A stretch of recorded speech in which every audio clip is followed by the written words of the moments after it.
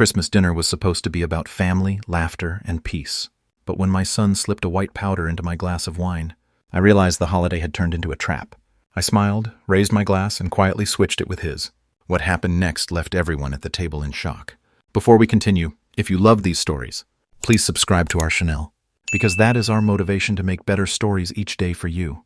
And now let us know where you are listening in the comment. The doorbell rang not once, but in short, aggressive bursts that cut through the evening quiet of my living room. I set down my newspaper and glanced at the clock. 7:30 p.m. on a Tuesday. Who visits at this hour? I opened the door to find Seal, standing on my porch, shoulders hunched against the December cold. Leona stood behind him, her arms crossed, breath visible, in small puffs. Before I could speak, my son pushed past me into the house. "We need to talk." His voice carried an edge I hadn't heard since he was a teenager. Leona followed, closing the door behind her, with a firm click. She surveyed my living room like she was appraising it, her gaze lingering on the built-in shelves I'd crafted myself, the hardwood floors I'd laid board by board. "Seal, what's this about?" I backed toward my recliner, suddenly feeling like a stranger in my own home. He paced near the fireplace, his business casual, clothes wrinkled, his usually neat hair disheveled. "It's about this house, Dad. About you sitting on a pile of money while we live in need." The words hit me like a physical blow. "Need? But you have a good job." "A nice place, nice place." Leona stepped forward, her voice sharp. Lyman were crammed into a 2-bedroom apartment with 2 growing kids. Madison's sleeping in the living room. "For heaven's sake." Seal whirled around, his face flushed. "Dad, we need a bigger house now." "Not after you're dead. The kids are growing, and we can't wait for inheritance. While you hoard wealth." I gripped the back of my chair. This house represented 40 years of my life. Every nail, every piece of trim, every perfectly fitted joint, all my work. "Seal, son, this house is my work, my memories. After I'm gone, it'll be yours. Everything will be yours." "That's not good enough." His voice cracked with desperation. "We need the money today. Sell it, Dad. Move into a retirement community. Use the equity to help your family." Leona moved closer, her tone suddenly gentle, manipulative. "Lyman, be reasonable. We need the money today. The kids need space to grow. Opportunities we can't provide. Living paycheck to paycheck." "Reasonable?" Heat flared in my chest. "Reasonable? I built this with my own hands for 40 years. Every board, every room. This is my life's work." Seal's face contorted with frustration. "Your life's work is worthless if it doesn't help your family." "You're being selfish, Dad. Completely selfish." The accusation stung. I'd worked at construction sites, in blazing summers and bitter winters, saved every penny, built this house, as a legacy for him. Now he called me selfish for wanting to live in it. "Get out." The words came quietly, but they carried the weight of my resolve. "Both of you, get out of my house." Seal's eyes widened, then hardened. "Fine, but this isn't over, Dad. We'll find another way." They left without another word. The front door slammed, rattling the pictures on the wall. Through the window, I watched their car pull away, tail lights disappearing into the December darkness. I stood alone in my living room, legs trembling, heart pounding against my ribs. The familiar walls seemed different now, not like home, but like something under siege. 90 minutes later, I still hadn't moved, from where Seal left me standing. The silence pressed against my ears, broken only by the house settling around me. My flannel shirt clung to my back, damp with cold sweat. I sank into my recliner, the leather creaking under my weight. My hands wouldn't stop shaking. In all my years, I'd never imagined my own son would speak to me that way, would look at me with such contempt. The living room felt different. I looked around at the crown molding I'd cut and fitted myself, at the hardwood floors I'd sanded smooth. Each surface held memories of calloused hands, and aching backs of Martha bringing me coffee during weekend projects. I stood and walked to the fireplace, running my fingers along the mantel I'd carved from a single piece of oak. "I remember mixing cement in winter," I whispered to the empty room, laying each brick when the mortar kept freezing. My wedding photo sat where it always had, Martha smiling in her yellow dress. I picked up the silver frame, her face blurring as my eyes filled. Martha would have known what to do. She always did. I moved to her favorite chair by the window and sat down, still holding the photograph. Martha had possessed a gift for seeing, through people's anger to their real needs. "Family above all else, Lyman," she used to say. "When someone lashes out, they're usually afraid." Maybe Cecile was afraid. Maybe Leona too. Living in a cramped apartment with 2 children. Watching their friends buy bigger houses while they struggled. That kind of pressure could make people desperate. The thought sent me upstairs to our old bedroom, in the closet behind Martha's hanging dresses that I couldn't bear to give away. I opened the small wall safe. The metal door swung open with a soft click. $10,000 in neat bundles, money I'd saved. Over years, setting aside 20 here, 50 there. Every dollar represented something I didn't buy, some pleasure I denied myself. A new truck when the old one still ran. Dinner out when peanut butter sandwiches would do. I lifted the money, feeling its weight. 10,000 wasn't the house money Seal wanted, but it was real help it could cover.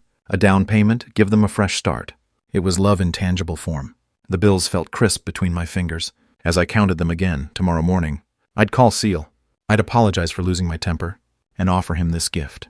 Maybe then he'd understand that I wasn't his enemy. I was his father trying to help, the only way I knew how. I returned the money to the safe, but left it unlocked. Tomorrow would bring reconciliation. Tomorrow my son would remember. That family came first. The next morning, I sat at my kitchen table, with fresh coffee and yesterday's newspaper folded beside me. Sunlight streamed through the frost-edged window, casting familiar patterns across the oak surface. I'd built and installed myself 20 years ago. I'd rehearsed the words a dozen times while making breakfast. Simple, direct, loving. An apology and an offer wrapped in hope. Hope of healing. My hands trembled slightly as I dialed Cecile's number. The phone rang twice before his voice cut through, sharp and impatient. "What do you want, Dad?" Not exactly a warm greeting, but I pressed on. "Son, I want to help.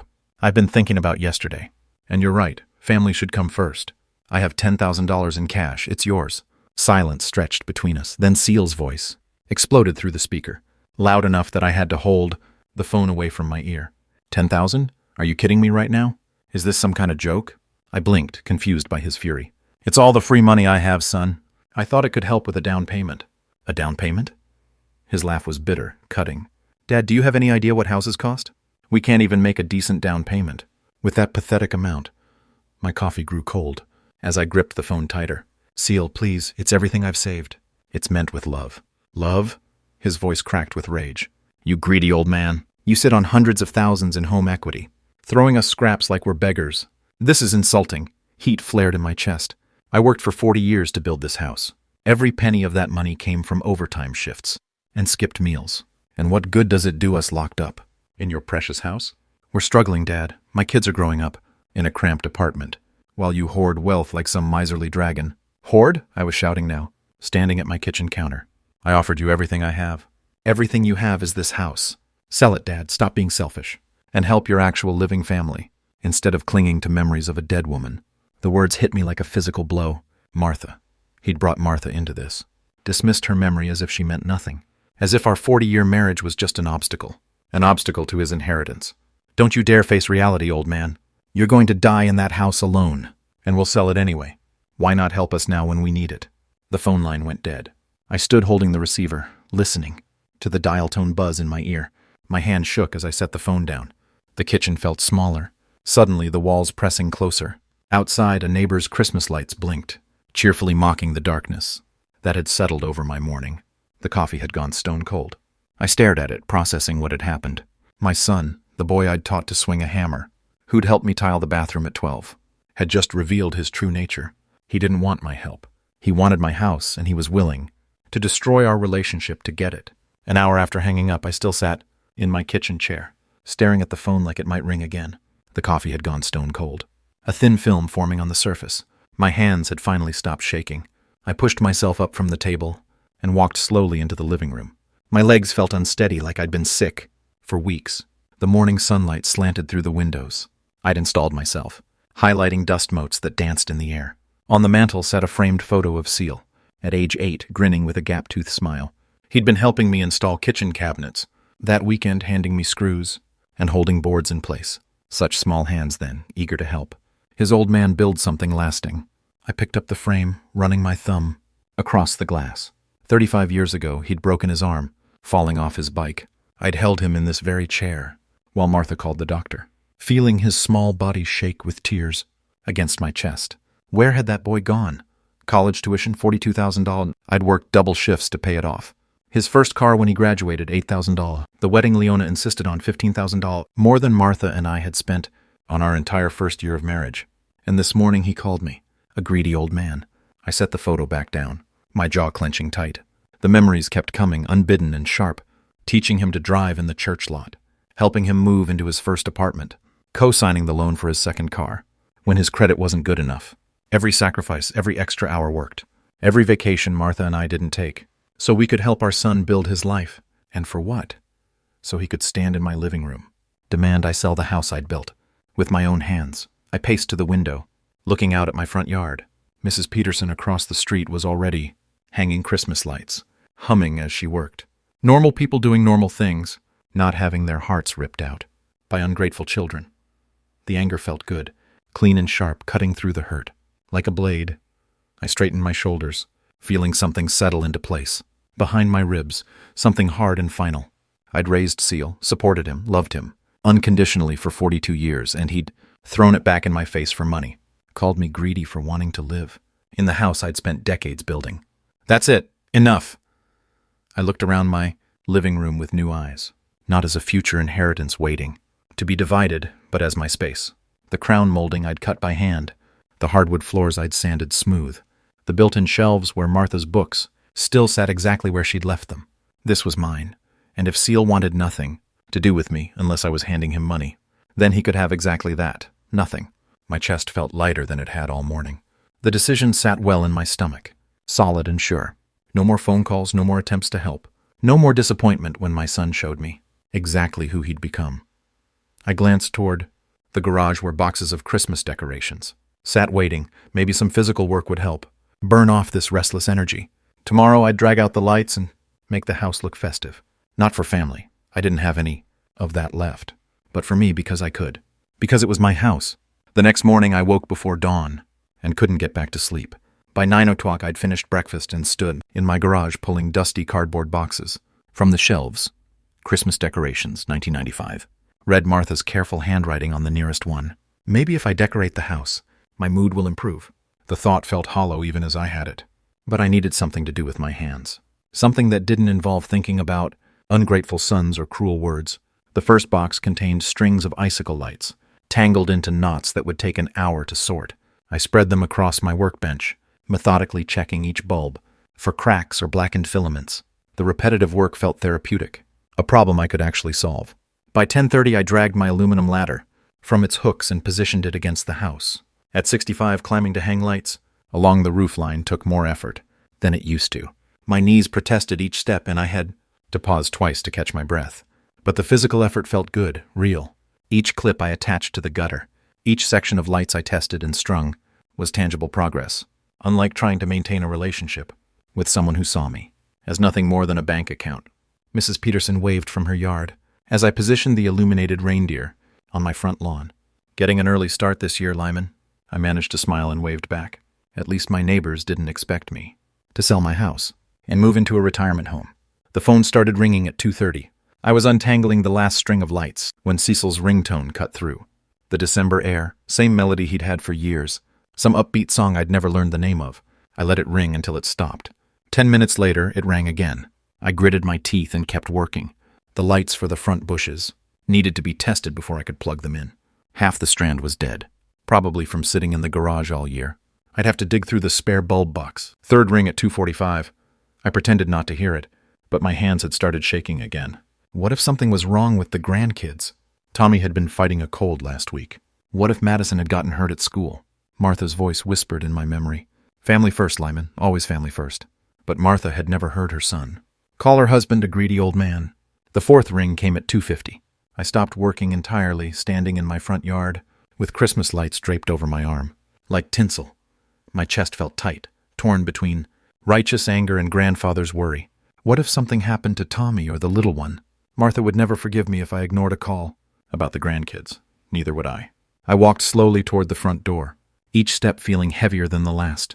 The phone had stopped ringing, but I knew it would start again. Seal was persistent when he wanted something. Sure enough, as I reached for the door handle, it rang again. I stood on my own doorstep, breathing hard. For more than just the physical work, my hand hovered over the knob. I could let it ring. Let voicemail handle whatever Cecil had to say this time. Continue my peaceful morning of decorating, and pretend I didn't have a son. But what if it really was about the kids? The ringing seemed louder inside the house. I walked to the kitchen and stared at the phone for 3 more rings before picking it up. What do you want, Cecil? Dad, forgive me. Seal's voice came through the receiver, soft and humble. Nothing like yesterday's venom. I behaved like an idiot. Leona made me call to apologize. I shifted the phone to my other ear, suspicious. The complete change in his tone set off alarms in my head. Yesterday he'd called me a greedy old man. Today he sounded like a repentant child. I don't know, son, you hurt me very badly. I know I was awful to you. Completely awful. His voice cracked slightly, but something about it felt rehearsed. The stress of the holidays, the kids asking for things we can't afford. None of that excuses how I spoke to you. I leaned against my kitchen counter, still wearing my work clothes from decorating. Through the window I could see the half-finished light display on my front lawn. The mundane sight somehow grounded me. Stress doesn't turn you into a different person, Seal. It just shows who you really are. Please don't say that. Now he sounded genuinely distressed. Dad, I need you to know how sorry I am. That's why I'm calling. Leona and I talked all night. And we want you to come to Christmas dinner. Christmas dinner. I rubbed my forehead with my free hand, feeling the tension that had settled there, like a permanent resident. Christmas Eve, 6:00, Cecile continued. Please come, Dad. The kids want to see Grandpa. Madison keeps asking when you're coming over. She's been practicing a song on her recorder to play for you. The mention of Madison hit me square in the chest. 7 years old and gap-toothed, like her father had been, always eager to show me her latest artwork or new dance from school. Seal, I just don't... Tommy's been asking about you too. He wants to show you his science project. Something about volcanoes. Seal's voice grew warmer, more natural. They miss you, Dad. We all miss you. I found myself thinking about Christmas Eve's past. Martha would spend all day in the kitchen, making her famous Christmas pudding from her grandmother's recipe. The house would smell like cinnamon and nutmeg. We'd drive to Seal's place, with the car full of presents and homemade desserts. I could bring Christmas pudding, I heard myself say. Martha's recipe. That would be perfect. Seal's relief was palpable. The kids would love that. They always talk about Grandma Martha's cooking. I grabbed a pen and notepad from the counter. What's your address again? When Seal rattled it off, I wrote it down carefully. And it's 6:00 on Christmas Eve. 6 sharp. Dad, thank you. This means everything to us. Fine. I stared at the address I'd written, second-guessing myself even as I spoke. But this is your last chance, Seal. I won't be treated like that again. I understand. I promise things will be different. After I hung up, I stood in my kitchen, holding the piece of paper with Seal's address. The numbers looked stark against the white notepad, a destination I wasn't sure I should travel to. Maybe people could change. Maybe stress really had made him say things he didn't mean. Maybe his apology was genuine, and Christmas Eve could be a fresh start for our relationship. Or maybe I was just a foolish old man who wanted to believe his son still loved him. I folded the paper and slipped it into my shirt pocket right next to my heart, where it felt like both a promise and a warning. Saturday morning, December 21st, I sat at my kitchen table staring at Seal's address. Maybe I was too harsh. Boys sometimes say stupid things under pressure. Martha always believed people deserved second chances, especially family. The shopping center was packed with last-minute Christmas shoppers. I circled the parking lot 3 times before finding a spot near the back. Inside the toy store, fluorescent lights buzzed overhead as I wandered the aisles, overwhelmed by the choices. For Tommy, I selected a Lego architecture set, the kind that would challenge a 10-year-old's mind. He'd always been clever with his hands, just like his grandfather. For Madison, an art supply set, with colored pencils, watercolors, and a thick sketch pad she'd shown me her drawings last summer, detailed pictures of flowers and houses. The cashier, a college-aged girl, with tired eyes, smiled as she rang up the purchases. Your grandchildren are lucky to have someone who cares so much about getting the right gifts. Pride swelled in my chest. They're good kids. Sunday and Monday were for the pudding. I retrieved Martha's handwritten recipe from the kitchen drawer where it had sat untouched for 3 years. Her careful cursive instructed, Day 1 for mixing, Day 2 for steaming, Day 3 for serving. At the grocery store, I gathered the traditional ingredients. Beef suet from the butcher counter, crystallized ginger, candied orange peel, and a bottle of brandy. For aging. The sweet clerk looked puzzled when I asked for it. Most people use vegetable shortening nowadays. This is my wife's recipe. Some things shouldn't change. Back home, I mixed the dense batter. In Martha's largest bowl, the blue ceramic one, she'd received as a wedding gift. My hands followed her written instructions, like a prayer. Fold in the flour gently. Don't overmix. Add the brandy last. The kitchen filled with the rich scent of spices and fruit. Monday brought the steaming process. I wrapped the pudding in cheesecloth and lowered it into Martha's old steamer pot, the one she'd used every Christmas for 40 years. Steam rose like incense, carrying memories of holidays past. Christmas Eve morning, I chose my navy suit from the bedroom closet. I hadn't worn it since Martha's funeral, but the occasion seemed to demand formality. The white shirt required careful ironing, paying special attention to the collar, the way Martha had taught me. The gifts went into brown paper bags, old-fashioned wrapping that reminded me of my own childhood. Red ribbon tied around each bag's handles completed the look, simple but dignified. By 4 o'clock the pudding had cooled and sat, wrapped in fresh cheesecloth, on my kitchen counter. I studied myself, in the hallway mirror, adjusting my tie until it sat straight. Martha would have approved of the effort. The drive to Seal's neighborhood took 20 minutes, through streets lined with Christmas displays. His house sat in a development of identical colonial-style homes, each with perfectly maintained lawns and matching mailboxes. The contrast to my hand-built craftsman style was stark. I parked in the driveway behind Seely's sedan and gathered my packages. From the back seat, through the large front windows, I could see warm light spilling from inside, shadows moving around a Christmas tree. Children's laughter drifted through the glass, standing on the front porch with gifts. In my arms, I heard Madison's voice inside. "Is that Grandpa's car?" My heart lightened despite my caution. Seal opened the door with a smile, broader than I'd seen in months. "Dad, right on time." He stepped aside, gesturing me into the warmth of his home. Before I could respond, Tommy and Madison burst from the living room, wrapping their arms around my waist in simultaneous hugs. "Grandpa, you came." Madison squeezed tighter, her gap-toothed grin infectious. "Of course I came, sweetheart. I brought presents." Leona appeared from the kitchen, wiping her hands on a festive apron. "Lyman, you look wonderful. Come in. Let me take your coat." Her welcome seemed genuine, warmer than our usual interactions. The house impressed me despite my reservations about modern decor. A massive Christmas tree dominated the living room corner, decorated with silver and gold ornaments that caught the light. The dining room table, visible through an archway, was set with china and crystal. "Kids, let Grandpa get settled before you attack him for presents." Seal laughed, taking my coat to a nearby closet. I handed out the wrapped bags, watching their faces light up. With each revelation, Tommy's eyes widened. "At the Lego set. Grandpa, this is the one I wanted." "How did you know?" Madison clutched her art supplies to her chest, like precious treasure. "Can we use these tomorrow morning, Grandpa? I want to draw you a picture. We'll see what your parents say." The joy on their faces melted away my lingering doubts about coming here tonight. I presented the Christmas pudding to Leona, who accepted it with gratitude. "Lyman, you shouldn't have gone to so much trouble. Martha's recipe, isn't it? The children will be thrilled." Seal led me on a brief tour of their renovated dining room, pointing out the new chair rail and built-in buffet. "We did most of the work ourselves," he said with pride. I recognized from my own home projects. "Nice craftsmanship," I admitted. The workmanship was solid, if not quite to my standards. As we gathered around the table, Leona directed me to the head chair with ceremony. "This is your place tonight, Lyman, the guest of honor." The formal table setting, good china, cloth napkins, crystal glasses, reminded me of holidays with Martha. Seal carved the turkey, while Leona brought side dishes from the kitchen. Normal family sounds filled the room, silverware clinking against plates. Tommy describing his science project. Madison humming Christmas carols under her breath. "Dad, I really regret that conversation we had," Seal said during the first course, his voice carrying genuine remorse. I was completely out of line.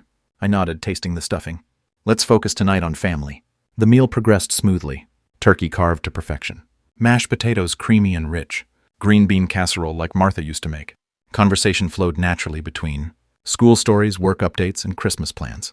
For the first time in weeks, I felt the knot in my chest begin to loosen.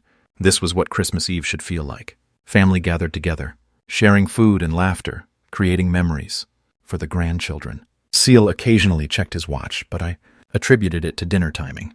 Leona moved efficiently between kitchen and dining room, every dish arriving at the perfect moment. "Before we have dessert," Seal announced, rising from his chair, "I want to make a toast." He walked to the sideboard, where an expensive bottle of red wine waited. "Let's drink to family with this wine." The cork popped with a satisfying sound as Cecile opened the bottle. "This is from that vineyard in Napa. We visited last summer," he told Leona, his voice carrying forced cheer. "Can we have some too, Daddy?" Madison asked from her seat next to me. "You and Tommy can have grape juice instead," Leona replied, already rising to fetch it from the kitchen. I watched Seal pour the dark wine into 5 glasses, arranging them carefully on a silver tray. His movement seemed precise, almost rehearsed, as he positioned each glass in a specific spot on the tray. From my angle at the head of the table, I had a clear view of his actions. Seal glanced around the room, checking that everyone was occupied. With dinner conversation, then reached into his jacket pocket. A small packet emerged, white, about the size of a sugar substitute. "What was that? Sugar?" "No, sugar isn't hidden like that. Seal's fingers moved quickly, tearing the packet open and dumping white powder into one specific glass, the glass positioned exactly where my place setting indicated it would go. He folded the empty packet and slipped it back into his pocket, his movements furtive and practiced. My heart began hammering against my ribs, but I kept my expression neutral, continuing to cut my turkey as if I hadn't noticed anything unusual. The taste of the meal turned to ash in my mouth. Seal, help me check the pie. In the oven? Leona called. From the kitchen, her timing suspiciously convenient. Of course, honey. Sisla placed the tray of wine glasses on the table, carefully aligning each glass with its intended recipient. I'll be right back, everyone. Don't start the toast without me. They disappeared into the kitchen together, leaving me alone at the table, with Tommy and Madison, who continued chattering about their Christmas morning plans. The poison wine sat 18 in from my right hand, the glass catching reflections from the chandelier overhead. My son, the boy I'd taught to hammer nails and change oil, who'd cried in my arms when he broke his bicycle, had just tried to poison me. The realization hit harder than any physical blow I'd ever taken. Every kind word tonight, every gesture of reconciliation, every moment of what I'd thought was genuine family warmth. All of it had been performance, a script designed to lure me here. So they could what? Kill me for my inheritance? Make it look like a heart attack, brought on by the stress of reconciliation. The sound of Seal and Leona returning from the kitchen snapped me back to the present moment. My hands had started trembling, but I gripped my dinner napkin to steady them. Sorry about that, Cicilele said, sliding back into his seat with that same forced smile. The pie needed a few more minutes. He reached for his wine glass, lifting it expectantly toward me. Now, Dad, that toast to family, to new beginnings, and letting go of the past. I stared at the poisoned glass, my mind racing through options. Confront him now, pretend to drink, and see what happened. Call the police? What proof did I have?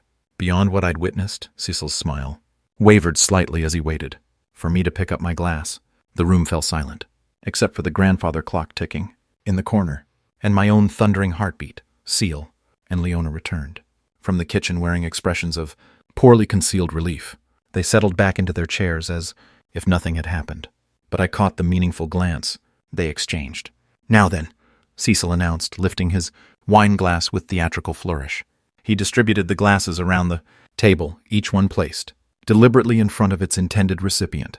To family and forgiveness, Tommy and Madison raised their juice cups, with giggles mimicking the adult toast. Seal's face glowed with confidence as he lifted his glass toward mine, waiting for me to follow suit. I raised my glass slowly, watching his expression with interest. To getting what we deserve. We all drank together, Cicilele taking a deep, satisfied gulp, Leona sipping nervously, while watching me intently for immediate effects. The children drained their juice with enthusiasm. I took only the smallest taste, just enough to wet my lips. Seal set down his glass with a satisfied smile, checking his watch discreetly. How long had they expected their little surprise to take effect? 20 minutes? An hour? I placed my glass on the table with deliberate care and fixed my son with a steady gaze. Seal, what did you put in? My glass? The color drained from his face instantly. What? Nothing? I don't understand what you mean. His voice cracked, on the last word too high and too fast. The dining room fell silent except for the grandfather clock ticking. In the corner, Tommy and Madison looked between their parents and me with growing confusion. Leona's face had gone white as fresh snow, her hand frozen halfway to her mouth. I leaned back in my chair, completely calm. Then you won't mind that I switched our glasses while you were in the kitchen. The words hit Seal like a physical blow. His mouth opened and closed soundlessly as comprehension dawned across his features. The confident mask crumbled, replaced by raw terror. What? The word exploded from his throat as he shot to his feet, knocking his chair backward. His hands flew to his stomach, then his mouth, as if he could somehow prevent what he'd already swallowed. What's wrong with Daddy? Madison's small voice cut through the chaos, tears starting to form in her eyes. Seal didn't answer. He doubled over slightly, one hand braced against the table, the other pressed to his mouth. His face had taken on a greenish color that would have been comical under different circumstances. The bathroom! He gasped, stumbling toward the hallway. I need. He didn't finish the sentence. The sound of his footsteps pounding down the hall was followed by the bathroom door slamming, with enough force to rattle the pictures on the walls. Then came the retching, violent, desperate sounds that echoed through the house. punctuated by Seal's panicked gasps for air between waves of sickness. I remained seated at the head of the table, cutting another piece of turkey, as if nothing unusual had occurred. The children had started crying now, clinging to each other, while their mother stood frozen in shock. Leona's eyes darted between the hallway, where her husband's suffering continued, and my serene expression. She opened her mouth to speak, then closed it again, apparently at a loss for words. Perfect. After 42 years of being Seal's father, I'd finally taught him a lesson he'd never forget. Leona approached me with trembling hands, her face streaked with tears that might have been genuine. "You don't understand, we needed the money." Her voice pitched higher, with each word desperation making her careless. I set down my fork and looked at her with the same expression I'd give a stranger. "You wanted to kill me for inheritance." From the bathroom came another wave of violent retching, followed by Seal's weak moaning. The sound made Madison sob harder, while Tommy tried awkwardly to comfort his little sister. It was only a sleeping drug. Leona's words tumbled out in a rush. "We wanted you to change your will. Nothing permanent, just we needed you to understand how desperate we are." Lies. I stood slowly, my legs steady despite everything. "You gave him enough to make him violently ill, if that was just a sleeping pill. You'd have crushed up a bottle." Leona's composure cracked completely. "The mortgage payments are crushing us. The children need things we can't afford. You're sitting on hundreds of thousands while we struggle every month." Seely's anguished groans echoed from the hallway, punctuating her desperate justifications. "I offered you $10,000, I reminded her coldly. "Your husband called me a greedy old man and hung up on me. That's nothing compared to what you have." Leona's desperation had transformed into fury, her mask finally slipping completely. "You could sell that house and live anywhere. Why should you hoard wealth while your own grandchildren go without?" The children were openly sobbing now, huddled together on Tommy's chair like refugees from a war zone. They'd never seen adults behave this way, never witnessed the ugly reality behind grown-up desperation. I walked to the coat closet and retrieved my jacket, moving with careful deliberation. "I'm leaving and never coming back." "Wait," Leona followed me, alternating between pleading and threats. "You can't just abandon them. Think about Tommy and Madison." I turned to face the children, who looked up at me, with tear-stained faces and confusion in their eyes. "I'm sorry you had to see this. The gifts are yours to keep." Tommy wiped his nose on his sleeve. "Grandpa, why is Daddy so sick?" "Ask your mother." I pulled on my coat, checked my car keys. "She has all the answers." Leona grabbed my arm as I reached for the door handle. "If you leave now, we'll tell everyone what you did. We'll call the police." I looked down at her hand on my sleeve until she released it. "Tell them what?" "That your husband tried to poison me and accidentally poisoned himself instead. That should be an interesting conversation." The bathroom had gone quiet. Either Seal had passed out or exhausted himself. Either way, it wasn't my problem anymore. "Tell Seal he made his choice," I said, opening the front door. "Actions have consequences. He's just learned that lesson the hard way." I walked to my car without looking back, even when I heard Leona screaming my name from the doorway. The engine turned over smoothly, reliable as always, and I drove away into the cold night. In my rearview mirror, I could see her silhouette in the doorframe, but I didn't slow down. Some bridges, once burned, should stay that way. Christmas morning arrived gray and quiet. In my empty house, I woke to silence, made coffee in my own kitchen, and felt no regret whatsoever about the previous evening's events. Justice served cold tastes remarkably satisfying. The neighborhood showed signs of normal Christmas activity. Cars in driveways, children's voices carrying across yards. The comfortable chaos of families opening presents. I watched from my front window, content with my solitude, Martha's memory keeping me company. 3 days later, Mrs. Patterson leaned over our shared fence while I was checking my mailbox. "Lyman, did you hear? Seal's been in the hospital since Christmas Eve. Something terrible with his stomach." I arranged my features into appropriate concern. "How awful. Is he recovering?" "Poor Leona's been there every day with the children. The doctors aren't sure what caused it. Some kind of severe food poisoning or reaction." She shook her head sympathetically. "You know how these things can happen during the holidays. Rich food, too much excitement." "Indeed, please, give her my regards when you see her." Mrs. Patterson studied my face carefully, perhaps hoping for more dramatic reaction. "Will you be visiting him at the hospital?" "I'm sure he's in good hands with the medical staff." That evening I sat in Martha's favorite chair and considered Cecile's situation.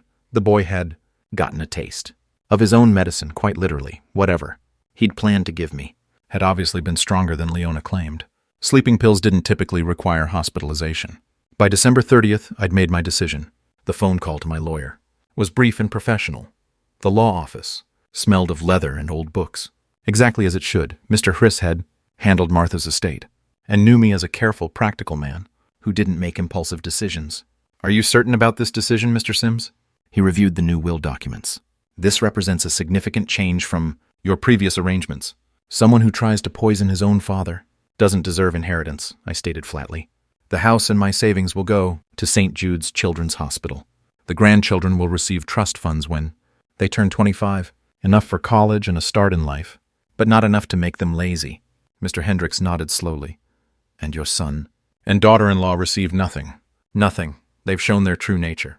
The signing ceremony was simple but satisfying. My signature across the bottom of each page felt like drawing a line under an unfortunate chapter of my life. 2 witnesses signed, making it binding. January brought a crisp, clear morning, returned home from the lawyer's office with a copy of my new will, which I placed in the wall safe, where the old one had lived. The thick envelope fit perfectly in the space Martha's jewelry box had once occupied. Looking around my living room, I felt profound satisfaction.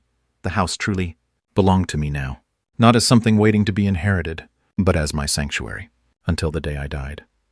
Seal had taught me invaluable lesson about loyalty, though probably not the one he'd intended. Martha's photograph smiled at me. From the mantel, I raised my coffee, cup in a small salute. "You would approve, dear. I protected what we built together.